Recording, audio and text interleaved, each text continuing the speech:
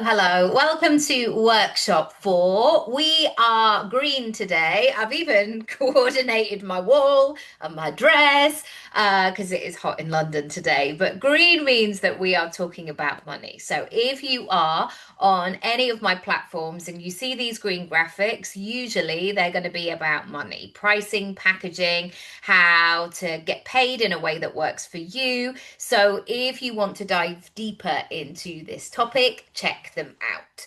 I should also say, I am not a financial advisor, I'm not an accountant, so I am not giving you financial advice.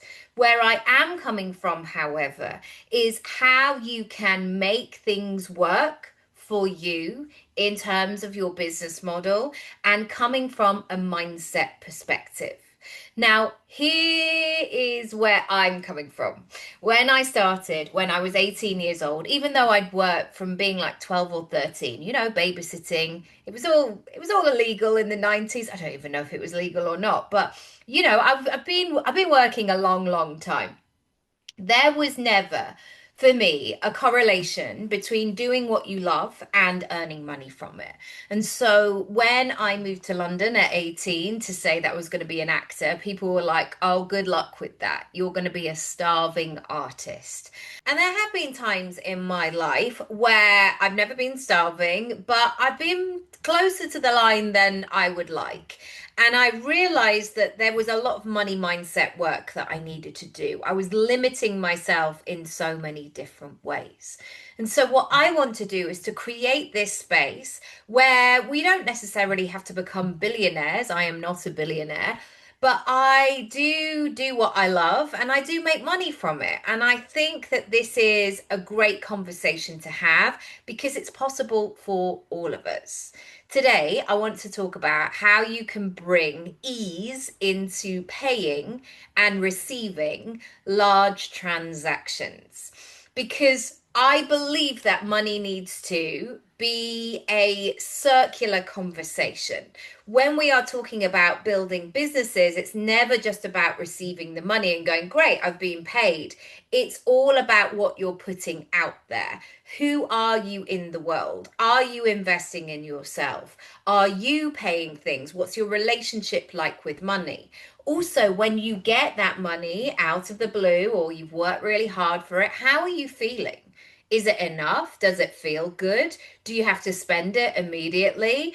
Do you feel awkward receiving money for doing something that you love? There are so many different mindset pieces to this, and we're going to explore them all today. If we are meeting for the first time, let me just do a very quick summary. I have been working in this space with hundreds of clients over the last 15 years to help them activate and illuminate their personal brand. I have also, as I've just shared, been in this space of personal branding since I was 18 years old and beyond. So we're getting closer to 26 years now. And I do lots of things. I have a portfolio career. I'm a qualified coach. I'm a trained actor. I'm a global speaker. I'm a writer, a collaborator, a creator. I'm in lots of different places. If you do want to go deeper, I have some other free workshops on my website. You can go to the watch page where all my content is. You can, of course, subscribe to the playlist, and you can also log in and get some longer workshops. Here is the link, nickyraby.com/workshops. I know. So mysterious, so complicated. Okay, let's talk about money, shall we? Are we ready? Grab a piece of paper and a pen and let's see how these things land. As always with these workshops, it's not just a case of absorbing and trying to get to the end really quickly. I want you to slow down the process, and maybe you just take 3 of these today and go, oh, how is this element really blocking and stopping my business and my money making activities? So I firstly want to say, if you are not in the position that you want to be in terms of money, it's probably not your fault. Because the way that we have been conditioned, especially women, and I'm talking directly to women because I am one, but I think it is across the board.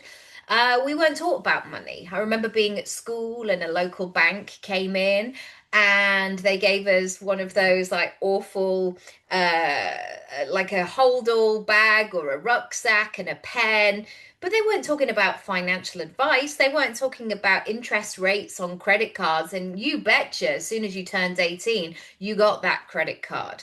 They weren't talking about overdrafts. They weren't talking about investing in anything else. They weren't talking about investing in yourself. It was just like you've got a bank account and now you should be grateful. And so lots of the conversations that I have, especially when they put themselves into this conversation of how do I charge, how do I talk about my services, no wonder we are bringing all of these things to the table. So in terms of financial advice, what we have heard previously is to watch every penny.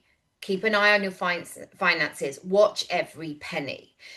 Nobody has ever said, watch every pound. I think there is this assumption that you're probably not going to be making loads and loads of money. Just look at the pennies. And yes, I get it. The pennies turn into the pounds, and that's important as a conversation. But let's put ourselves in a different place, shall we? Let's think about the money conversation and playing a bigger game. Another thing that happens all the time is people talking about cutting the latte. It's like your morning coffee. If you want to make more money, cut those things out. Now, there is unconscious spending, and I think we can all be guilty of it. Sometimes we buy stuff because we're passing or we've always done it. And when we begin to look at these things, we do take a step back and go, why am I subscribed to that? How long have I been doing this? Or like, wow, I didn't even realize that's what that cost. Or I seem to pop into that shop on the way home and actually I'm buying a £1 chocolate bar, and if I'm spending 28 quid a month on this and I want to direct that money elsewhere. There is that moment where you can consciously think about things. But have you noticed the conversation is always about taking away rather than increasing? I'm going to let that land for you. When we talk about investment, when we talk about playing a bigger game, especially as teenagers, it was all around investing in yourself was like jeans and a nice top. So getting a new top for the weekend. And actually, we are all more. I mean, we were then, and we definitely are now more. We're more than jeans and a nice top. There are things that we want to do. We want to buy houses. We want to create financial freedom. We want to raise children. We want to go on holiday. We want to buy the exact thing for our kitchen that we desire rather than putting up with the stuff that doesn't work. We want to upgrade ourselves. So if you are making these moves, if you're in this growth period and it feels a bit uncomfortable, like, should I be doing this? Who am I to do this? Remember, it's okay because you've only been conditioned really for jeans and a nice top. I think there is this myth around it's expensive. It's hard to sell expensive products. What I have found in my business is that the expensive things, the top end stuff of my pricing range is always the easiest to sell because those people who are ready to exchange that money, to have that reciprocity, to have that level of support, they're not dabbling. They're not going, oh, I don't know, I'll see. I'll buy something and never open it because it was only £2 anyway. They value it. So what you need to do is instead of trying to like discount all the time, you just need to find the people who are like, I'm ready. Let me in. I'm going to do this. There is always a assumption also that expensive products need more selling. They need more convincing, more one-on-one time. I was having a conversation with somebody recently who had made an investment. Let's just say, I'm not going to reveal what that was or who that person is. And this person didn't say what the investment was, but I'm going to say it was in the hundreds of thousands. Let's just leave it at that. Anything from 100,000 to 999,000. Like that, we're talking big money here. And this person said, I only met her once. I only met her once. And yet there was this exchange of cash. And so what we need to concentrate on, instead of like convincing and hoping and wishing that somebody's going to pay you, Really show your value. Put the things in place that show that you are the best at what you do so people can access it. So by the time they get on the call with you, they're like, "Oh, I'm ready. Yeah, yeah, yeah, yeah, yeah." And then you can do those conversations where you only speak to somebody once. Cheaper is best. It depends what market you're in. But sometimes people don't want the cheap thing. They don't want to buy it and then in 2 weeks to it have broken.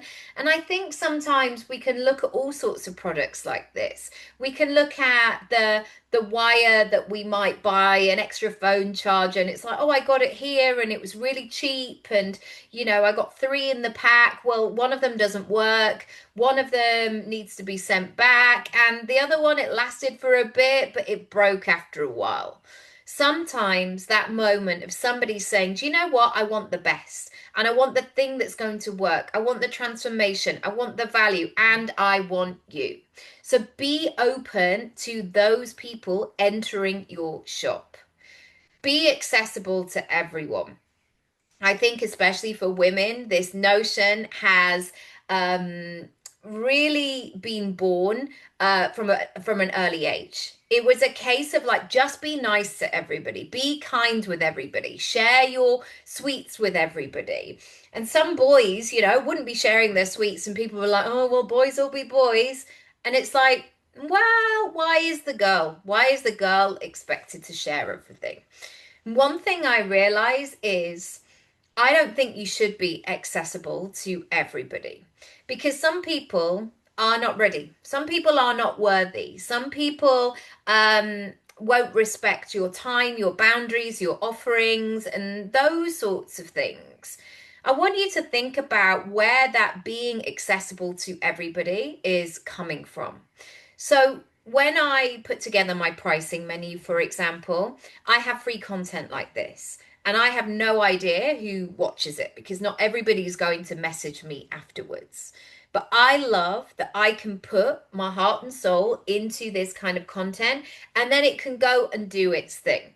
In terms of getting on calls with everybody, though, that's not something I'm going to do. I have a qualifying process if somebody wants to come and chat with me. So really think about where you can be accessible and where you want to do it and where you have the bandwidth as well. There is this pressure sometimes to always think about the client. The customer is always right. People say this all the time. They are valid, of course. They have an opinion. They are worthy in this interaction, but not at the expense of you.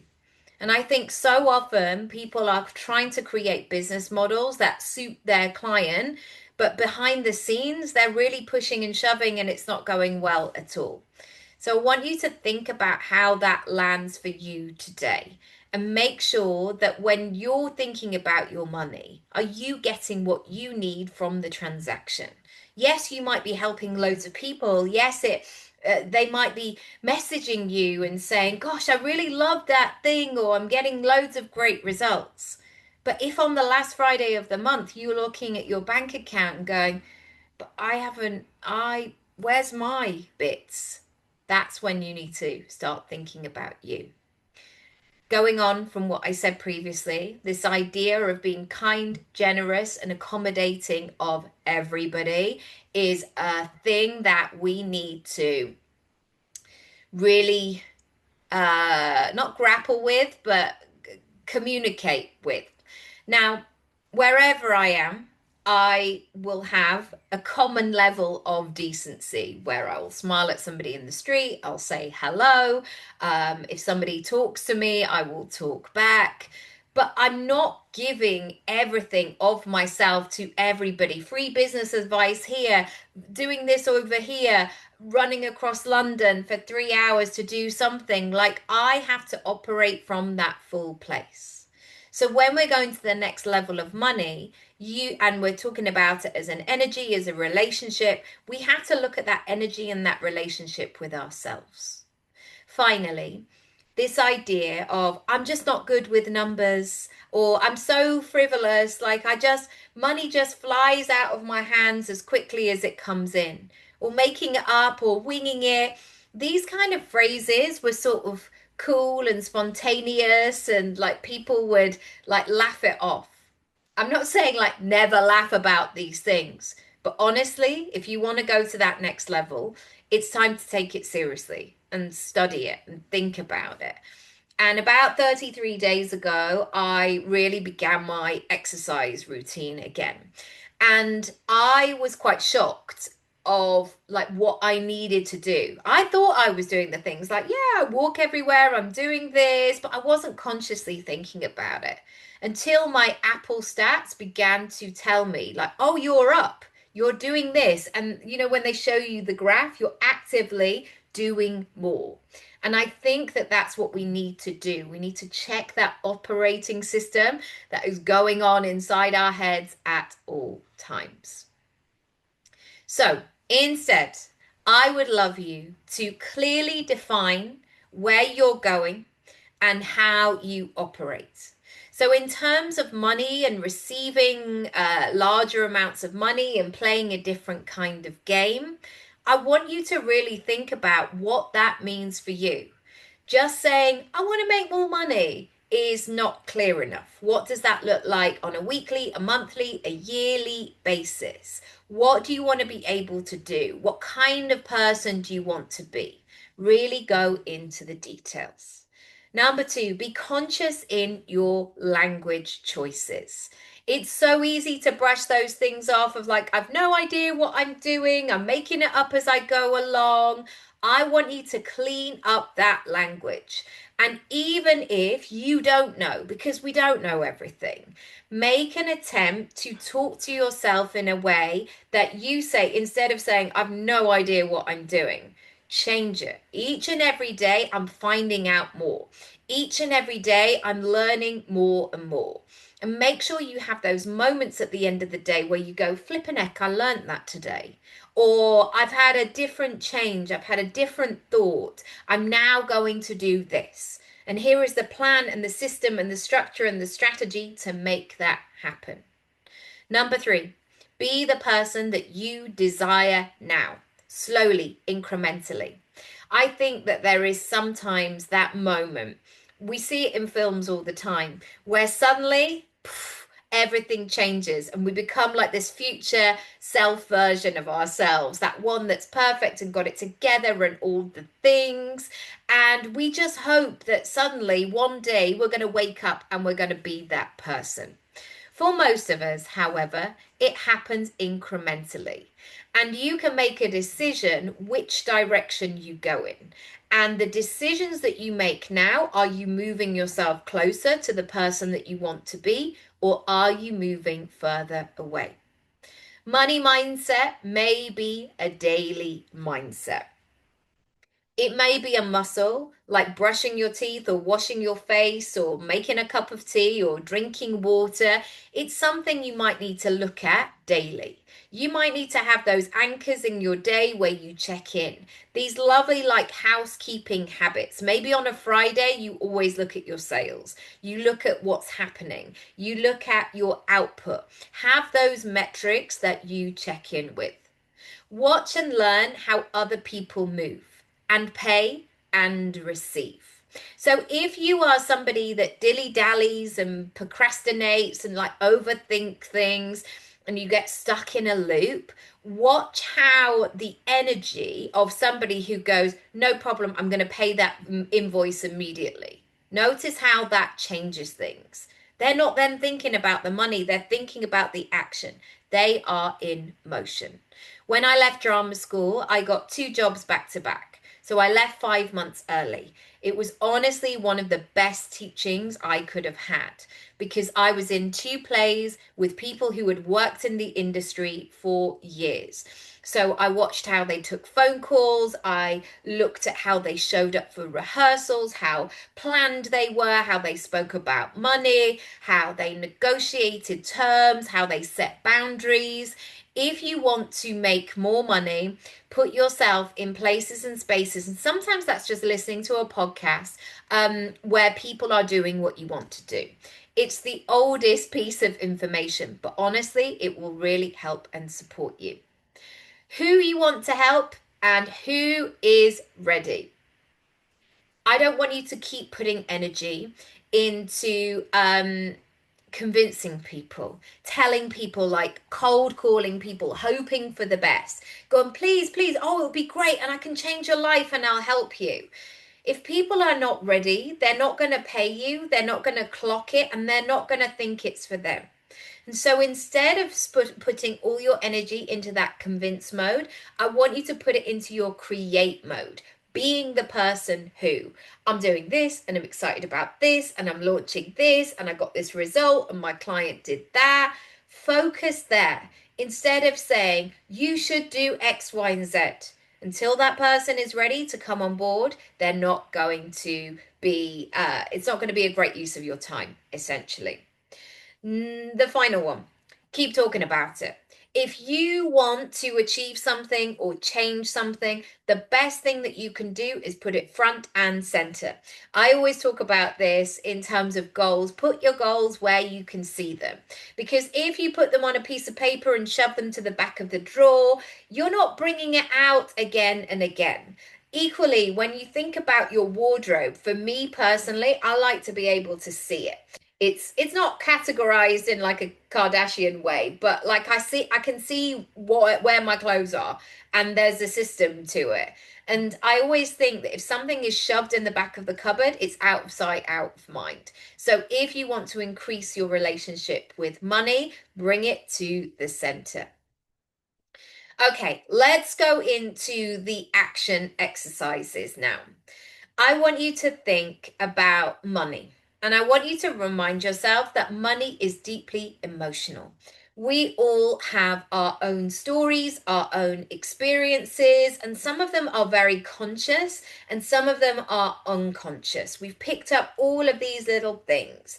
And sometimes on reflection, we've picked up thoughts, feelings, opinions on something, and it doesn't have to just be money, but a topic. And it's only when you get to adult age, you go, oh, but that's not what they meant. Or that wasn't my fault. Or that's actually not the truth of the situation. It's just what somebody happened to say in the playground. I want you to observe yourself like a scientific miracle because you are one. I want you to think about how you pay. Do you like click your card and like clench up and hope for the best? How do you feel when you receive? How do you talk about money? Are you already apologizing, saying, sorry, I'm not really good with taxes or whatever? Like, I don't, I always get a bit awkward. Are you taking yourself out of the game? Maybe you have experiences that you need to look at, that you need to heal from, that you need to reflect upon and say, actually, yes, some of that was my fault and I should have taken more accountability, but also I did the best with what I had at the time. Or, yeah, it wasn't financially successful, but look what I did. Look at the doors that opened. And I want you to think about the areas in your business that you feel great about and the other parts that you just kind of avoid. Maybe like rooms in your house. There are rooms that you're in all the time doing the things, but then there's like that Monica cupboard that nobody goes into. And sometimes that can happen with money. If you want to grow and change something, you have to recognize where you are right now. And sometimes in money conversations and going to the next level, it's all about the vision and the manifestation and like, oh, I'm so excited and that swell of momentum. But I always use this visual because it really helps me. If I am sitting in a car, I can't just get excited about the sat nav postcode. Like I've put it in, I know where I'm going.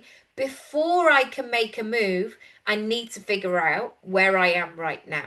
And if I'm in a parallel parking situation, that needs some care. That needs some attention, especially on my street, which should be a one-way street, and it isn't. And daily, I see all kinds of shenanigans out there.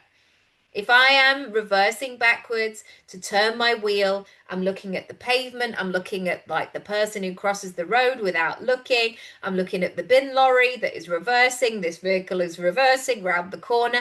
I'm taking it all in. I'm not just in this swell of like, oh my gosh, I'm going there, I'm doing it, I'm excited about the journey. I have to see where I am right now. And that is really important to do with your money. Let's talk about big transactions now. So I'm going to give three examples here. Maybe you want to use your own example as well. So the biggest transaction, the biggest commitment that we made was buying a house. And we saw our house that we live in three times before we were the owners of it.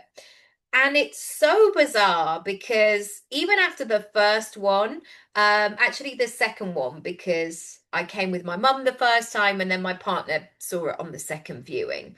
I think that I've spent longer, I don't know, scrolling or thinking about what I was going to have for dinner or looking at outfits for a weekend away.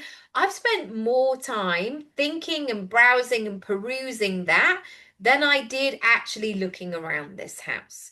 And that is absolutely normal because estate agents are like, come on, kid, like we've got to keep it moving. We've got 19 other people out here who are coming to look. But this sense that the transaction, the bigger it is, the longer it is, it just isn't true. Another example I can give is when I signed up to work with a coach for a year of coaching. And guess what? I made the commitment in January 2022. So I had to pay half of the first month up front and then my second in February. And then March 2020, we knew what happened. So I found myself in a situation where so much of my work had been cancelled, and yet my overheads had suddenly increased. I was actually paying more outgoings for this coach than I was my bills. It all worked out in the end. It was all fine. But that moment of going, right, am I going to do this? Here we go, was shaky to say the least. Another one was nursery fees. That moment when you have a child and then you have that moment where you're working out what's going to happen next. How's this going to happen? And some of you who are employed, it's like, well, I'm going to have 9 months off or a year or 6 months or whatever it is. And then I'm going to go back, and nursery is kind of non-negotiable. For me, I was very much self-employed, as I always have been at that time. And suddenly to put my child in nursery when I didn't really know what was going to happen work-wise just felt like, this is really tricky. And he didn't go until he was about 2, but it felt like a huge step. And I really felt that pressure to figure out all the answers. And so when we're talking about these larger transactions, we really have to understand the details and ask very clearly, will it solve a problem? Because our temptation and maybe our default setting is when we're faced with those opportunity of like going for it in terms of a house or a coaching opportunity, like an investment in our business or investing in something to do with your family. That moment can feel really enormous and it may just make you want to like back out and go the other way. But when you look at the bigger picture and you zoom out, you have to ask, will this solve a problem? How does it feel in your body? Now, let me take the example of taking my son to nursery. He was one of those kids who was a little bit shy on the first look round, but very quickly he was in that water area. He was making friends with people. He discovered the bike outside. And I was wandering around and I still I see these people from his nursery all the time. I bump into them in the street. And I remember walking in and going, he's going to love it here. This is going to be great for him. And it was just around the corner from where we lived. And so everything in my body was excited for him. And so what we need to do is always get to that point of making a decision. And sometimes we can weigh things up and come away and go, yeah, it just doesn't, it feels too risky. And that's why being able to turn down the noise of somebody selling you is really important because you need to do that due diligence. You need to do that reflecting for yourself. Also, the positives and the negatives of making a decision. When I made the decision about working with a coach, I had a 4-year-old and a 5-month old. And there was something about me having my daughter where I'd had a really long, complicated, not long, but it felt long, complicated pregnancy. And suddenly I had this clarity and I had this momentum, but I knew I couldn't do it all by myself. I wanted the eyes and the ears of an expert, somebody who's going to go, I've got you, let's go. And I'm going to give you the shortcuts and I'm going to encourage you and support you and do all of those things. Equally with the house, we were looking at it in 2021.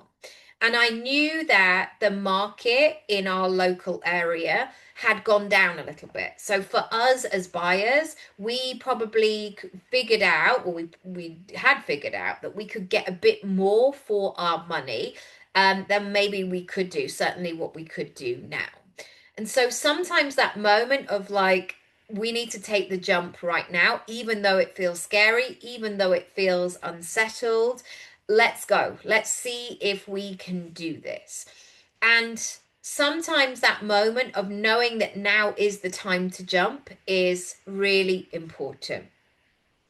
Which brings me on to you thinking about the future. So if you do this right now, what will it mean now? And I think we've all heard so many clickbaity podcasts where people are saying, I was nothing, and then like I turned my life around and I was homeless, and then I was a 7-figure business owner. I don't ever want to make a decision that will jeopardize me being able to put food on the table or have that struggle or have that like, oh, I don't know if I can make that work. Never. I just won't do it. My nervous system, it will scream at me first. And so what I am always looking at is that calculated risk. Equally, I fast forward and I think, what would happen if I did this in 6 months? Sorry, if I did this now, where would I be in 6 months? And equally, where would I be in 6 months if I didn't do this? Okay, I'd still be in the same position. What does that mean? Would I be happy with that? Really thinking about that. And you can keep fast forwarding it a year, 3 years, 5 years. And also, what will happen if you don't make the decision? One of the things I want you to think about in terms of increasing the money that's coming into your business is asking, are your day-to-day decisions in keeping with the next version of you? So sometimes I have done speaking gigs and they will say, yeah, I want to make like £1 million in my business. I mean, I'm probably exaggerating. I want to make £1 million in my business this year. But the thought of them investing in their business or help, or they're running their technology on the free version the whole time, they're not in congruency. They're not talking to each other. And so what we have to understand is how we are moving as a person, how we're being, what actions we're taking, what energy we're bringing into the room, and really understanding what that means. Because I've had conversations where people have inquired, like booking me for a speaking gig, and they're like, women supporting women, but we don't have a speaker's budget. And I'm always questioning that because I'm like, but you have a ticket budget. You're selling tickets on the door. Where's that money going? Somebody's getting paid. Who is that? And also, why are you saying in an email that you value and you'd be amazing and we'd be so lucky to have your contribution, but your actions are not saying that? That is really important to check in. Finally, maybe it is easier to sell something more expensive. Not necessarily spending less, but with more thought. Now, this is the way at the moment. In society, on the news, social media, everybody's talking about money, how expensive things are, how people are not doing X, Y, and Z, cost of living crisis, all these things. There are still people every single day. I was in Selfridges the other day. My daughter had never been. I think she had been, but when she was very little. And if you know Selfridges on Oxford Street, or I think it's on Bond Street, but you walk in and you're straight in to the handbags, the Prada, the Louis Vuitton, all of it. And my daughter just went, "Oh, I love it here." And I thought, yeah, I bet you do. I bet you do because she loves it all. The stuff, the luxury, the thing, the accessory. That's just who she is. On this Saturday morning, people were buying like 10 grand handbags. Like that. No problem. People are still spending money. But I think most people are looking for more from that money. They're spending with more thought. They're looking for value.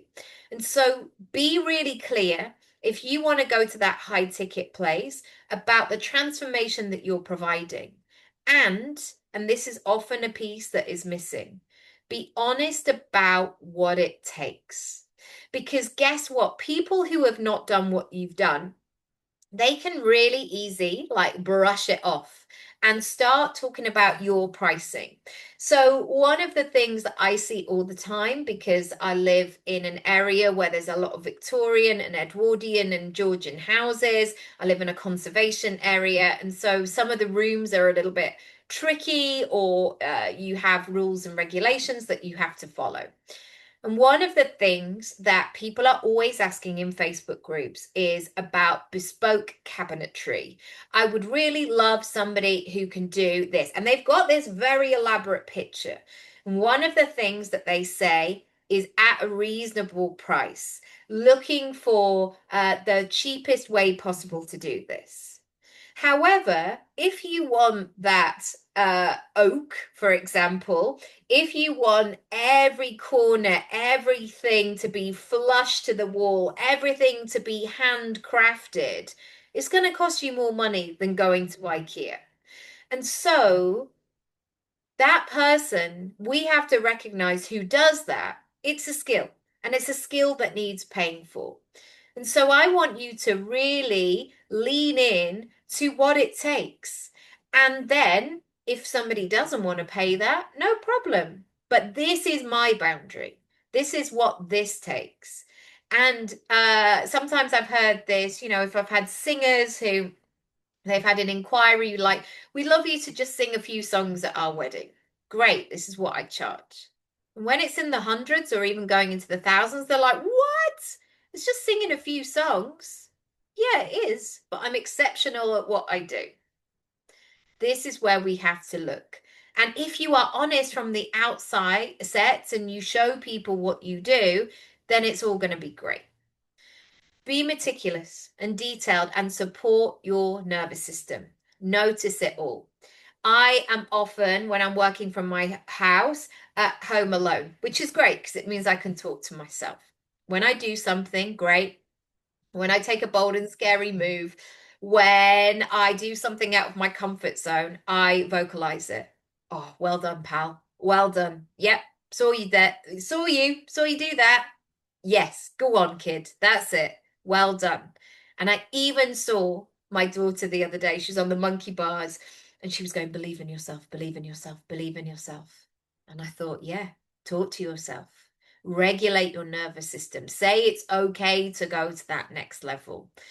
Because when you're in that place and that space and you're really showing yourself, I see you doing it, you're bringing that awareness. You're consciously maneuvering and navigating the next path. All right. If you want help and support with this, come and book a strategy session with me. You can go to nickyraby.com/sessions. Equally, if you want to go deeper into this money conversation, pricing, packaging, discounts, freebies, your pricing menu, high-end, low ticket, all of it, different income streams. How do I do this? Do I sell on launch? Is it evergreen, passive income? All of it. Create Your Income Pie is one of my signature programs, and there are 3 ways to join. Each of the options gives you access to the online course and you get immediate access. For some of you, you might want to go for option 2 or 3. Option 2 comes with a strategy session experience with me in person or online. Or if you do option 3, this is when you're in the zone of, I need to figure out project money. You know, those moments where you're like, I need to get this sorted once and for all. It's that moment that I do with my daughter's room all the time where I'm like, everything needs to come out. We need to look at what this stuff is. She's also got all the things, like I mentioned, not the Prada and the Louis Vuitton, but yeah, she loves stuff. And so sometimes we need to clear it out before we rearrange. And maybe that's what you need to do with your pricing, your packaging, your offers, your services. I can help you with all of that. If you add magic at checkout, you save 20% off, and you can instantly go ahead and have a look, nickyraby.com/money. Thank you so much for watching. I really appreciate it. I hope you've got lots from today. Please comment down below. Let me know what has landed, what you're going to do, or you can email me hello@nickyraby.com. Please subscribe, follow along, share with a pal, and I'll see you tomorrow. Lots of love. Bye.